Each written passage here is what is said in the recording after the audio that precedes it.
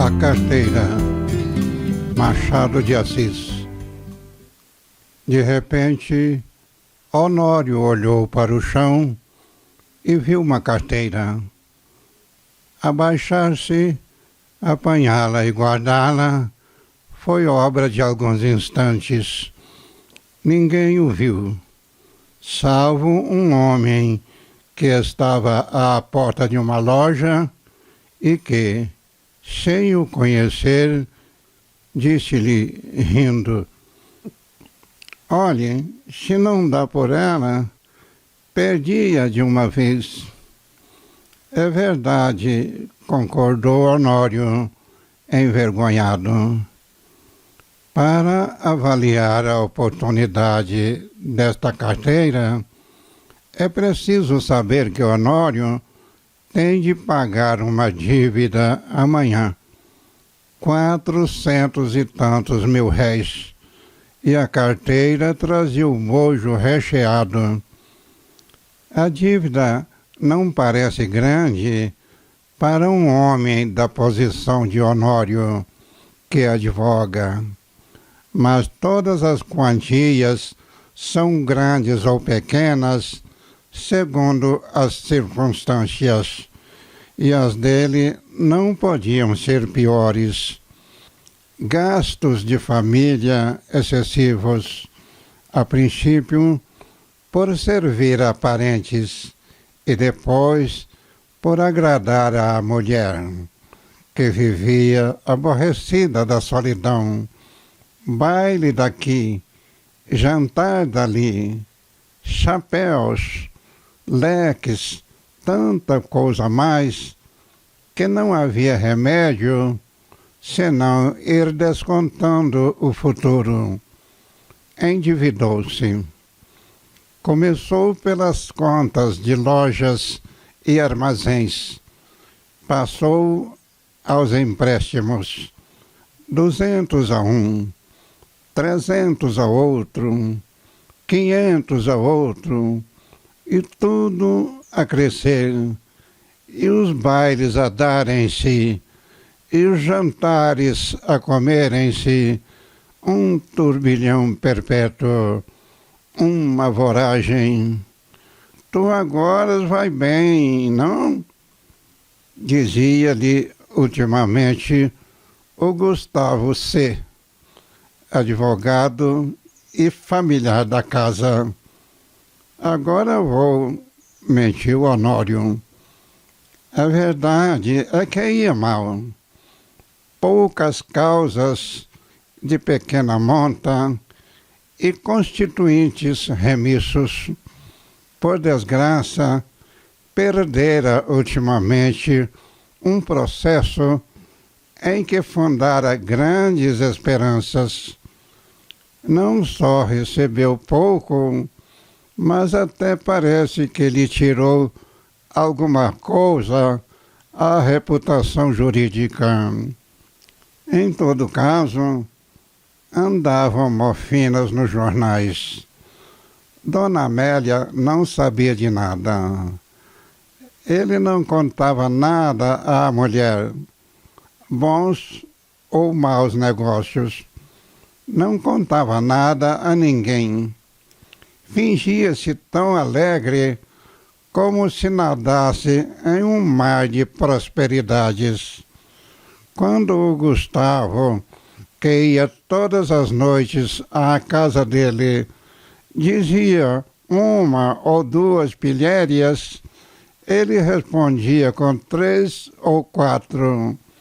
Depois ia ouvir os trechos de música alemã que Dona Amélia tocava muito bem ao piano e que o Gustavo escutava com indizível prazer. Ou jogavam cartas, ou simplesmente falavam de política. Um dia a mulher foi achá-lo dando muitos beijos à filha, criança de 4 anos, e viu-lhe os olhos molhados. Ficou espantada e perguntou-lhe o que era. Nada, nada. Compreende-se que era o medo do futuro, o horror da miséria, mas as esperanças voltavam com facilidade. A ideia de que os dias melhores tinham de vir dava-lhe conforto para a luta. Estava com 34 anos. Era o princípio da carreira. Todos os princípios são difíceis. E tocava a trabalhar, a esperar, a gastar, pedir fiado ou emprestado para pagar mal e em más horas. A dívida urgente de hoje são uns malditos 400 e tantos mil réis de carros. Nunca demorou tanto a conta, nem ela cresceu tanto como agora. E, a rigor, o credor não lhe punha a faca aos peitos, mas disse-lhe hoje uma palavra azeda com um gesto mau. E Honório quer pagar-lhe hoje mesmo. Eram 5 horas da tarde. Tinha se lembrado de ir a um agiota, mas voltou sem ousar pedir nada. Ao enfiar pela rua da Assembleia, é que viu a carteira no chão. Apanhou-a, meteu-a no bolso e foi andando. Durante os primeiros minutos, Honório não pensou nada. Foi andando, andando, andando, até o Largo da Carioca. No largo, parou alguns instantes e enfiou depois pela Rua da Carioca, mas voltou logo e entrou na Rua Uruguaiana. Sem saber como, achou-se daí a pouco no Largo de São Francisco de Paula. E ainda, também sem saber como, entrou em um café. Pediu alguma coisa e encostou-se à parede, olhando para fora. Tinha medo de abrir a carteira. Podia não achar nada, apenas papéis e sem valor para ele. Ao mesmo tempo, e esta era a causa principal das reflexões, a consciência perguntava-lhe se podia utilizar-se do dinheiro que ganhasse. Não lhe perguntava com a de quem não sabe, mas antes com uma expressão irônica de censura. Podia lançar mão do dinheiro e ir pagar com ele a dívida? Eis o ponto.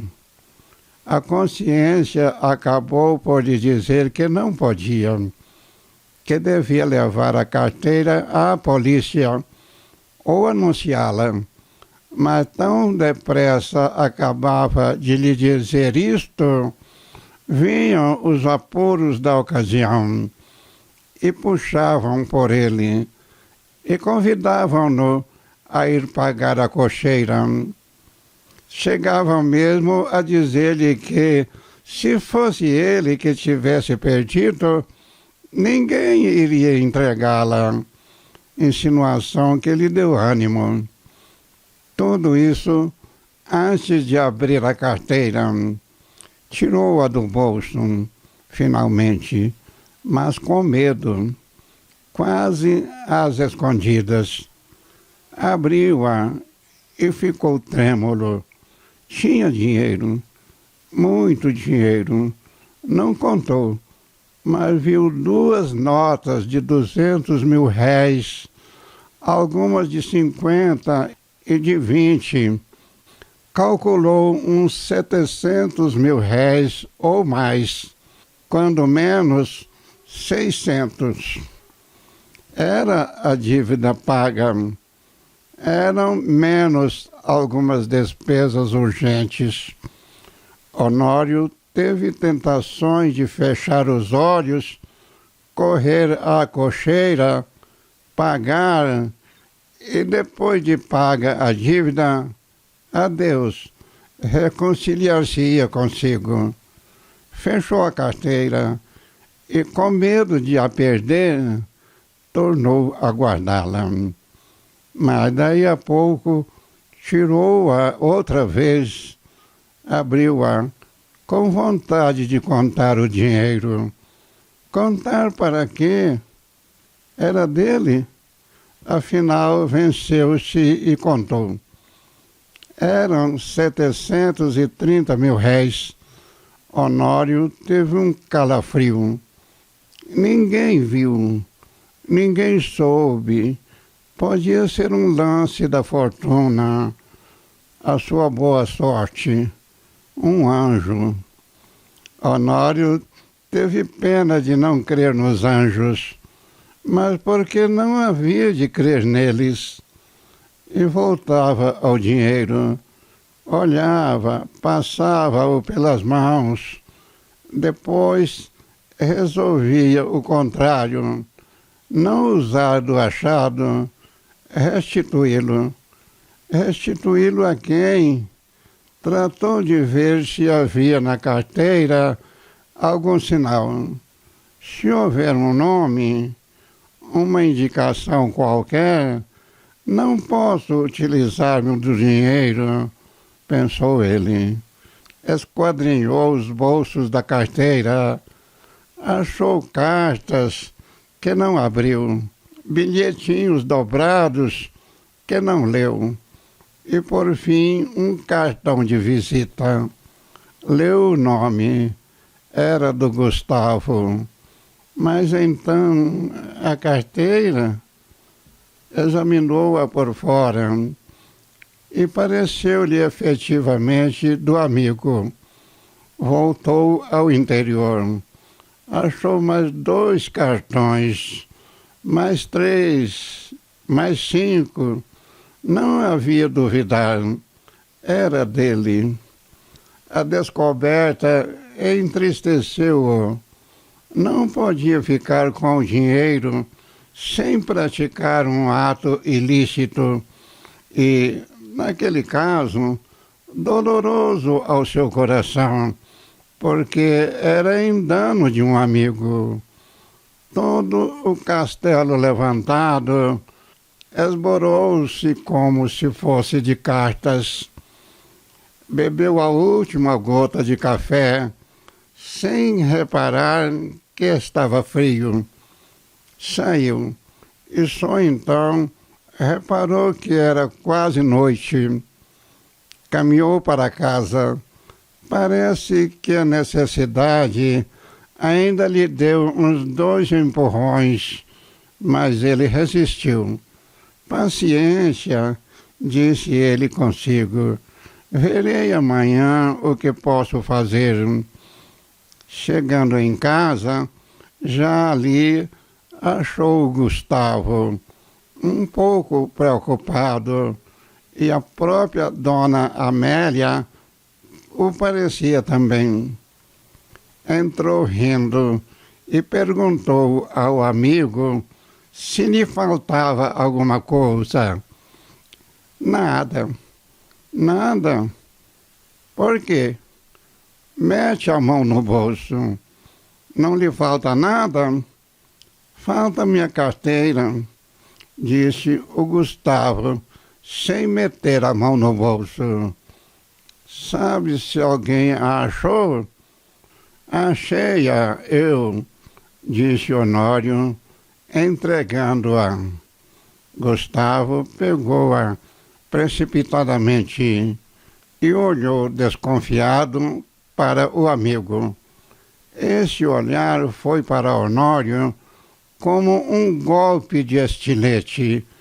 Depois de tanta luta Achei os com a teus bilhetes de necessidade, visita. era um triste prêmio.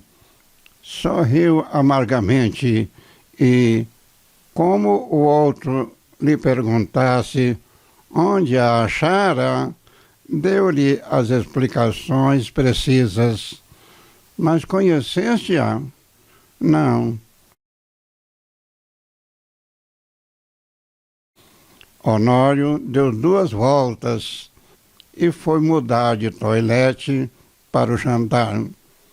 Então Gustavo sacou novamente a carteira, abriu-a, foi a um dos bolsos, tirou um dos bilhetinhos que o outro não quis abrir nem ler e estendeu-o a Dona Amélia, que, ansiosa e trêmula, rasgou-o em 30.000 pedaços. Era um bilhetinho de amor.